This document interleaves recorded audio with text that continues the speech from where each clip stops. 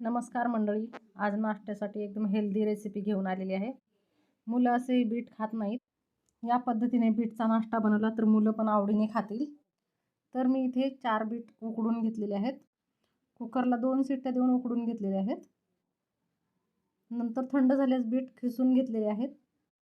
एका ताटात 2 वाटी गव्हाचं पीठ घेतलेलं आहे, त्यात खिसलेले बीट घातलेले आहेत, 2 चमचे तीळ घातलेले आहेत, थोडासा ओवा घातलेला आहे, धना पावडर घातलेली आहे, मिरची लसूणची बारीक पेस्ट करून घातलेली आहे आणि चवीनुसार मीठ घातलेलं आहे, थोडंसं लाल तिखट घातलेलं आहे आणि तुम्हाला जास्त तिखट हवं असेल तर थोडासा गरम मसाला घालू शकता। मी मुलांसाठी बनवते त्यामुळे जास्त तिखट घातलेलं नाही आहे।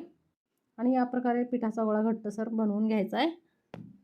आणि पीठ मळताना थोडंसं पाणी लागतं, पाणी घालायचं थोडंसं वरून, जास्त पाणी घालायचं नाही आहे, नाहीतर मग पीठ पातळ होतं। अशा प्रकारे मी पिठाचा गोळा मळून घेतलेला आहे छान। चला तर मी आता तुम्हाला पराठा बनवून दाखवते। मी पिठाचा छोटा गोळा घेतलेला आहे, तो छान मळून पिठामध्ये घोळून घेतलेला आहे आणि आता पराठा छान पातळ लाटून घ्यायचा आहे। जेवढा पराठा पातळ छान कराल तेवढा छान क्रिस्पी लागतो। हा पराठा लाटून झालाय माझा।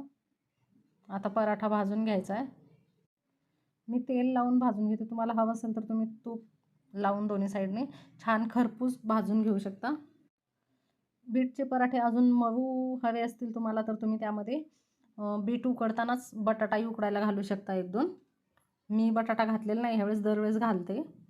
तर बटाटा घालून बनवलेले पराठ्याची रेसिपी मी तुम्हाला नक्की दाखवेन पुढच्या वेळी।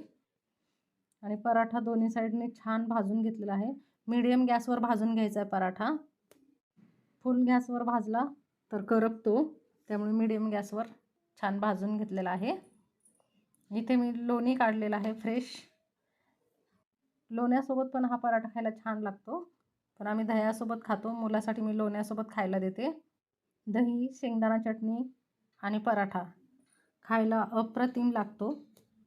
तर मी बनवलेली बीटरूट पराठा रेसिपी तुम्हाला आवडली का नाही नक्की कमेंट करून सांगा। आणि अशाच नवीन नवीन रेसिपी पाहण्यासाठी चॅनलला सबस्क्राईब करायला विसरू नका। व्हिडिओ आवडल्यास लाईक करा, शेअर करा।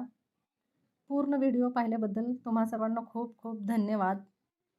असाच तुम्हा सर्वांचा सपोर्ट असू द्या आणि मी बनवलेल्या सर्वच रेसिपी तुम्हाला कशा वाटतात, आवडतात की नाही नक्की कमेंट करून सांगा। भेटूया पुढच्या रेसिपीमध्ये। Bye bye.